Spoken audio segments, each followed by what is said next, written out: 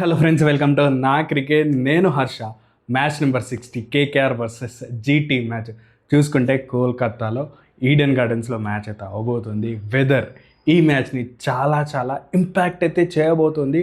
Toss గెలిచి captain ఏం చేయాలి, ఏది చేస్తే బెటర్ అండ్ ఎలాంటి పిచ్ ఉండబోతుంది, సో వరుణ్ చక్రవర్తి వస్తాడా రాడా అనేది కూడా చాలా కీలకంగా మారబోతుందని చెప్పుకోవచ్చు. అండ్ జీటీ క్వాలిఫికేషన్ అవ్వాలంటే ఈ మ్యాచ్ గెలిచిందా వాళ్ళు క్వాలిఫికేషన్ మార్కును కూడా తీసుకునే అవకాశం ఉంది. సో ఈ మ్యాచ్లో ఏం జరగబోతుందో చూసాం. అంతకంటే ముందు లాస్ట్ మ్యాచ్ సిఎస్కే వర్సెస్ మనం చూసుకుంటే ఎల్ఎస్జీ మ్యాచ్ ప్రిడిక్షన్ చూసుకుంటే మనం ఇచ్చిన పోస్ట్ టాస్ ప్రివ్యూ అయితే రాంగ్ అవడం అయితే జరిగింది.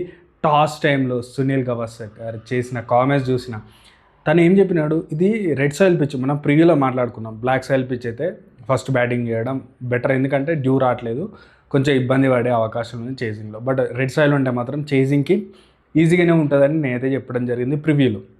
బస్ పోస్ట్ టాస్క్ వచ్చేసరికి మన పిచ్ రిపోర్ట్లో సునీల్ గవాస్కర్ ఏమంటాడంటే చాలా డ్రై ఉంది పిచ్, అండ్ ఆల్సో చూసుకుంటే మనకి ఫుట్ స్టెప్స్ కూడా కనిపిస్తున్నాయి అని చెప్పిండు సునీల్ గవాస్కర్. ఫుడ్ స్టెప్స్ ఉండి డ్రై ఉంటే మాత్రం ఖచ్చితంగా చేజింగ్ అనేది చాలా కష్టంగా మారిపోతుంది. అది చూస్తే పెద్ద గ్రౌండ్, అండ్ ఆల్సో ఇక్కడ 2 మ్యాచ్లు కూడా డిఫెండ్ చేసుకునే సిచ్యువేషన్స్ ఉన్నాయి. సో ఖచ్చితంగా ఒకవేళ డ్రై ఉంది మనకు చూస్తే, అంటే టీవీలో చూసినా సరే కొంచెం బ్లాక్గా కనిపిస్తుంది. సో రెడ్ సాయిల్ డ్రై ఉంటే మాత్రం సెకండ్ హాఫ్లో కొంచెం బెటర్ అంటే బౌలింగ్కి బెటర్ అయ్యే అవకాశం ఉందని మనమైతే ప్రెడిక్ట్ చేయడం. స్కోర్ అయితే కరెక్ట్ అయింది, 170 to 108 రన్స్ కొడతారు. బట్ ఎల్ఎస్జీ ప్లేయింగ్ లెవెన్లో మనం చూసుకుంటే లెగ్ స్పిన్నర్ లేడు. సో నేను అప్పుడే స్పిన్నర్ లేకుండా ఎల్ఎస్జీ వెళ్తుంది, బట్ పిచ్ చూసుకుంటే ఆల్రెడీ నేను టాస్ టైంకి నేను ఆల్రెడీ అప్డేట్ చేసి పెట్టినాను. సో ఏంటిది పిచ్ డ్రై ఉండదని ఇవన్నీ అప్డేట్ చేసి పెట్టిన. టాస్ టైంలో టాస్ గెలిచి చేసింగ్ ఎంచుకున్నప్పుడు ప్లేయింగ్ 11 చూసేసరికి మనకైతే ఇక్కడ అర్థమైంది ఏంటంటే లెగ్ స్పిన్నర్ లేడు. బట్ స్టిల్ ఏమన్నా ప్లేయర్లకు ఇంజురీ ఉందా ఏందని నేనైతే అనుకున్నాను. బట్ కట్ చేస్తే సెకండ్ బ్యాటింగ్ అద్భుతంగా ఉంది. నేను అంటే మిడ్ ఇన్నింగ్స్ అయిన తర్వాత కూడా పోస్ట్ కింద నేనైతే మళ్ళీ ఒక కామెంట్ అయితే చేశాను. ఈ పిచ్ మనం అనుకున్నంత స్లోగా లేదు, టర్న్ అవ్వడం లేదు, గ్రిప్ అవ్వడం లేదు, ఖచ్చితంగా ఇది 50-50 మ్యాచ్, అంటే డ్యూ రావట్లేదు కాబట్టి 50-50 మ్యాచ్ అని చెప్పిన అదే జరిగింది. చూసుకుంటే ఎల్ఎస్జీ చేజ్ డౌన్ అయితే చేయడం జరిగింది. సో సునీల్ గవాస్కర్ ఎంత ఎక్స్పీరియన్స్ ఉండి డ్రై పిచ్ అన్నాడు, బట్ చూసుకుంటే కట్ చేసి అసలు డ్రై కాదు కదా, అద్భుతమైన బ్యాటింగ్ పిచ్. అంటే లక్నోలో ఇలాంటి బ్యాటింగ్ పిచ్ ఇన్ని మ్యాచ్లో కూడా దొరకలేదు. బట్ మన ప్రిడిక్షన్ రాంగ్ అయింది. లాస్ట్ 9 అంటే 2.0లో 9 మ్యాచెస్ ప్రిడిక్షన్లో 6 కరెక్ట్ అయింది, 3 అయితే రాంగ్ అవడం జరిగింది. బట్ ఈ మ్యాచ్ ప్రిడిక్షన్ అయితే కరెక్ట్ అయ్యే అవకాశాలు కూడా ఉన్నాయి, ఎందుకనేది వీడియోలో చర్చిస్తున్నాం. ఫస్ట్ చూస్తే GT versus KKR match Eden గార్డెన్స్లో జరుగుతుంది. అండ్ మ్యాచ్కి వచ్చేసరికి ఎలాంటి పిచ్ని ప్రిపేర్ చేస్తారనేది చాలా చాలా కీగా మారబోతుందని చెప్పుకోవచ్చు. నాకు తెలిసినంత వరకు ఒక డ్రై సర్ఫేస్ ఇస్తారా ఇవ్వరా అనేది వరుణ్ చక్రవర్తి మీద డిపెండ్ అయి ఉంటుంది. వరుణ్ ఇంజురీ అయింది, తన నిగిల్ ఉంది, తను ఒక మ్యాచ్ కూడా కుంటూ బౌలింగ్ చేస్తున్నాడు. సో ఈ మ్యాచ్లో అలాంటి సిచ్యువేషన్ ఉంది కాబట్టి తను ఇంకా అవైలబిలిటీ ఉన్నాడా లేడా అనేది అయితే కన్ఫర్మేషన్ కాదు. బట్ నెట్స్లో అయితే కొంచెం ప్రాక్టీస్ చేసినట్టు ఉంది, తన కన్ఫర్మేషన్ ఇంకా కాలేదు. ఒకవేళ తను వచ్చిండా ఒక డ్రై సర్ఫేస్ ఉండే అవకాశం ఉంది. సో చూసుకుంటే కేకేఆర్కి అది కొంచెం పాజిటివ్ అని చెప్పొచ్చు. ఒకవేళ కేకేఆర్కి ఒకవేళ వరుణ్ చక్రవర్తి ఆడలేదా, ఖచ్చితంగా జీటీకి చాలా చాలా ప్లస్ అయితే అవ్వబోతుందని చెప్పుకోవచ్చు.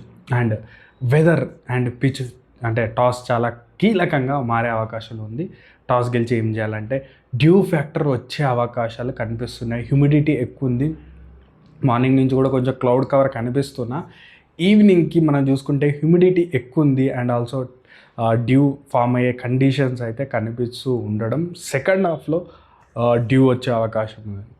ఒకవేళ మీరు బ్లాక్ సాయిల్ పిచ్ ఇచ్చినా కొంచెం స్లో పిచ్ ఇచ్చినా సెకండ్ హాఫ్లో డ్యూ వచ్చిందంటే చేజింగ్కి ఈజ్ అవుట్ అవుతుంది పిచ్. ఖచ్చితంగా బ్లాక్ సాయిల్ పిచ్ డ్యూ వస్తే మంచి బ్యాటింగ్ ట్రాక్గా మారే అవకాశాలు ఉంది. కాబట్టి టాస్ కూడా చాలా చాలా కీలకంగా మారబోతుందని చెప్పొచ్చు. టాస్ గెలిచి ఏం చేయాలంటే నాకు తెలిసి డ్యూ హెవీగా ఫామ్ అయ్యే అవకాశాలు సెకండ్ హాఫ్లో కనిపిస్తున్నాయి. కాబట్టి చేజింగ్ చేయడమే కొంచెం బెటర్ అనే సిచ్యువేషన్స్ అయితే కనిపిస్తూ ఉన్నాయి. అండ్ ఇది డ్యూ క్యాలిక్యులేషన్స్ అయితే మనకు లాస్ట్ మ్యాచ్ కూడా డ్యూ పర్ఫెక్ట్ అయింది, ఈ మ్యాచ్లో కూడా డ్యూ పర్ఫెక్ట్ అయ్యే అవకాశం ఉంది. డ్యూ వచ్చి చేజింగ్ ఎంచుకోవాలని నాకైతే అనిపిస్తుంది. అండ్ జీటీలో అండ్ చూసుకుంటే కేకేఆర్లో ఏమైనా చేంజెస్ కనిపిస్తున్నాయి అంటే జీటీలో మానవ్ సుతార్ని తెచ్చుకునే అవకాశం ఉంది. అండ్ వీళ్ళ టాక్టిక్స్ ఏమున్నాయి ఇన్ని రోజులు కూడా మనకు చూసుకుంటే జీటీ ఎప్పుడు కూడా ఫాస్ట్ బౌలింగ్కి అనుకూలించే పిచ్ను ప్రిపేర్ చేయడం అండ్ ఆల్సో అక్కడ బ్యాటింగ్ అంటే మనం చూసుకుంటే అహ్మదాబాద్లో మ్యాచ్లు గెలవడం ఇవన్నీ చేసిండ్రు. సో ఈ మ్యాచ్లో కూడా అది చేసే అవకాశం ఉంది కాబట్టి, బట్ కోల్కతాలో మ్యాచ్ అవుతుంది కాబట్టి ఆ టాక్టిక్స్ ఏం చెల్లకుండా ఒకవేళ స్లో పిచ్ ఇస్తే రషీద్ ఖాన్ ఎఫెక్టివ్ అయిపోతాడు, ఒకవేళ ఫాస్ట్ బౌలింగ్ పిచ్ ఇస్తే ఖచ్చితంగా ఫాస్ట్ బౌలర్ ఆధార కొడతారు. మ్యాక్సిమం జీటీకి ఉన్న ప్రాబ్లం ఏంటంటే టాప్ 3 ఆ 3 వికెట్లు తీస్తేనే వీళ్ళకి కొంచెం కేకేఆర్ ప్లేలోకి వస్తుంది కాబట్టి ఎలాంటి పిచ్ని ఎంచుకుంటారు అనేది కూడా చాలా చాలా కీలకంగా మారబోతుందని చెప్పుకోవచ్చు. KKR do or die match అని చెప్పొచ్చు. ప్రెజర్లో ఆడే అవకాశాలు కేకేఆర్ కూడా ఉంది, ఎందుకంటే ఈ మ్యాచ్ గెలిస్తేనే వాళ్ళు క్వాలిఫికేషన్లో ఉంటారు, రేస్లో ఉంటారు, లేదంటే ఎలిమినేషన్ బటన్ మీద ప్రెస్ చేసినట్టే కాబట్టి కొంచెం కేకేఆర్ మీద కూడా ప్రెషర్ అయితే ఉండబోతుంది. సో ప్లేయింగ్ 11 విషయానికి వస్తే మాత్రం మనం చెప్పినట్టు ఖచ్చితంగా GT Sai Sudarshan and Gill open చేస్తారు. గిల్కి ఇది ఆల్రెడీ కేకేఆర్కి ఆడింది కాబట్టి తనకు తెలుసు గ్రౌండ్ ఏ విధంగా ఉంటుంది, పిచ్లు ఏ విధంగా ఉంటుంది అనేది ఒక ఐడియా అయితే ఖచ్చితంగా ఉంటుంది. ఒక మార్క్ అయితే చూపించాలని అనుకుంటాడు గిల్. అండ్ రికార్డుల వైజ్ చూసుకున్న జీటీ వర్సెస్ కేకేఆర్లో జీటీకే ఫేవరెట్గా అయితే ఉందని చెప్పుకోవచ్చు రికార్డ్స్ కూడా. అండ్ సాయి సుదర్శన్ అద్భుతంగా ఆడతారు. వీళ్ళకి ఇలాంటి స్లో పిచ్ ఇచ్చిన వాళ్ళకు టాక్టిక్స్ తోటి ఆడతారు. ఈ మనం 100-200 కొట్టాలనే మైండ్ సెట్తో దిగరు. పిచ్కి తగ్గట్టు ఆడడం, తర్వాత స్కోర్ని పెంచడం అనేది జీటీ చేస్తుంది. అండ్ చూసుకుంటే జాస్ బట్లర్కి ఈ పిచ్ మీద అద్భుతమైన రికార్డ్ అయితే ఉందని చెప్పుకోవచ్చు. ఆర్ఆర్కి ఆడినప్పుడు ఒకటే 220 రన్స్ను కూడా వంటి చేతితో మ్యాచ్ని గెలిపించినారు. చాలామందికి ఈ మ్యాచ్ గుర్తే ఉంటుంది. తను నిలబడి లాస్ట్కి హెల్మెట్ కూడా ఇసిరేసిన సిచ్యువేషన్స్ అయితే ఉన్నాయని చెప్పుకోవచ్చు. సో బట్లర్కి మంచి రికార్డు ఉండడం అండ్ ఆల్సో సాయి సుదర్శన్ ఫామ్లో ఉండడం అండ్ గిల్ ఆల్రెడీ కేకేఆర్కి ఆడి ఉండడం ఈ పిచ్ల మీద కొంచెం జీటీకి ఫేవరెట్ అవుతుంది అని చెప్పొచ్చు. సింధు కూడా అద్భుతంగా ఆడిన లాస్ట్ మ్యాచ్ వాషింగ్టన్ సుందర్ రూపంలో కూడా మంచి బౌలింగ్ వేయగలుగుతాను. సో తనకు కూడా కొంచెం పాజిటివ్ అయ్యే అవకాశం ఉంది. బట్ తెవాటియాకు బ్యాటింగ్ రావట్లేదు, హోల్డర్ రావడం వాళ్ళకి అద్భుతమైన పాజిటివ్ అయితే అవుతుందని చెప్పొచ్చు. అండ్ ఆల్సో చూసుకుంటే రషీద్ ఖాన్ కూడా బ్యాటింగ్ రావట్లేదు, బట్ బౌలింగ్లో అదరగొట్టే అవకాశాలు ఉన్నాయి. అండ్ బౌలింగ్ విషయానికి వస్తే అద్భుతమైన బౌలింగ్ ఉంది. మనం చూసుకుంటే ఫాస్ట్ బౌలర్స్ ప్రసిద్ధ్ కానీ అండ్ చిన్న బౌండరీలు ఉంటాయి కాబట్టి 6లు 4లు పోతాయి. సో ఫాస్ట్ బౌలర్ల మీద కంటే స్పిన్నర్ల మీద ఎక్కువ నమ్ముకునే అవకాశాలు కనిపిస్తున్నాయి ఒకవేళ స్పిన్ ట్రాక్ ఇస్తే. మనం చూసుకుంటే ఇటు వాషి కానీ అండ్ ఆల్సో చూసుకుంటే మనో సుతార్ వచ్చే అవకాశాలు చాలా వరకు ఉన్నాయి. అండ్ ఆల్సో చూసుకుంటే మనకి రషీద్ ఖాన్ ముగ్గురు కూడా అద్భుతమైన బౌలింగ్ వేస్తారు. సో స్పిన్ ట్రాక్ ఉంటే మాత్రం జీటీ కూడా మంచి బ్యాలెన్స్డ్గా ఆడితే సో జీటీకి ఎక్కువ ఫేవరెట్గానే ఈ మ్యాచ్లో కనిపిస్తుంది. కేకేఆర్ విషయానికి వస్తే మాత్రం వాళ్ళు అద్భుతంగా ఆడిళ్ళు. లాస్ట్ మ్యాచ్ వరుణ్ చక్రవర్తి లేకపోవడం చాలా చాలా ఇబ్బంది పెట్టింది వాళ్ళని. సో టాప్లో ఫిన్నాలని మంచిగా రన్స్ చేస్తున్నాడు. అండ్ రహానేకి ఒకవేళ స్పిన్ ట్రాక్ ఉంటే రహానే బ్యాట్ నుంచి రన్స్ అయితే రావు. అండ్ మిడిల్ ఆర్డర్ చూసుకుంటే రఘువంశీ ఫామ్లో ఉన్నాడు అని చెప్పొచ్చు. రింక్ కూడా ఫామ్లో ఉన్నాడు, మంచి బ్యాటింగ్ చేస్తున్నారు, వీళ్ళకి కలిసి వస్తుంది. గ్రీన్ కూడా 6లు 4లు కొట్టే అవకాశం ఉంది. మంచి అంటే స్టేడియం చిన్నగా ఉంటుంది. అండ్ ఆల్సో డ్యూ ఫ్యాక్టర్ వస్తే ఒకవేళ కేకేఆర్ చేస్ డౌన్ కూడా చేసే అవకాశాలు చాలా వరకు అయితే ఉన్నాయని చెప్పొచ్చు. కేకేఆర్ని అవుట్ ఆఫ్ గేమ్ చేయడం చాలా కష్టం. నరేన్ వరుణ్ చక్రవర్తిలు వచ్చినారా క్యాలిక్యులేషన్స్ అన్నీ చేంజ్ అయిపోతాయి. వీళ్ళకి ఫినిషింగ్ కూడా అద్భుతంగా ఉంది రింకు రూపంలో. And down the order bowling చూసుకుంటే బౌలింగ్ ఒకటే వీళ్ళకి కన్సర్న్గా అనిపిస్తుంది. Fast bowling 5 over on off performance చేస్తున్నాడు. అండ్ ఆల్సో చూసుకుంటే వీళ్ళకి త్యాగి కూడా కొన్ని మ్యాచ్ల్లో రన్స్ ఇచ్చినాడు. సో ఈ పిచ్ మీద 6లు 4లు పోతాయి, అదైతే గుర్తుపెట్టుకొని ఉండాలి.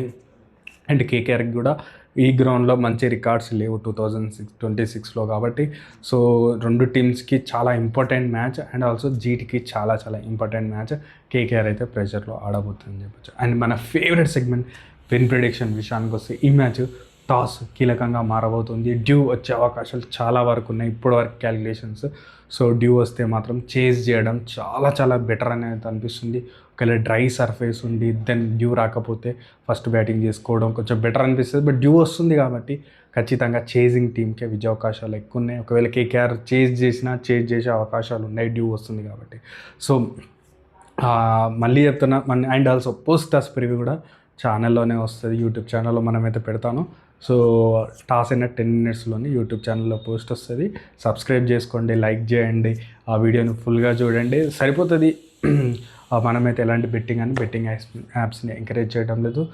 క్రికెట్ని చూడండి, ఎంజాయ్ చేయండి. అండ్ ఈ మ్యాచ్లో చేజింగ్ చేసే టీమే గెలిచే అవకాశాలు ఎక్కువనే, చేజింగ్ టీమే గెలుస్తుందని అయితే అనుకుంటున్నాను. మీరేమనుకుంటున్నారో కామెంట్ సెక్షన్లో తెలియజేయండి. Thank you.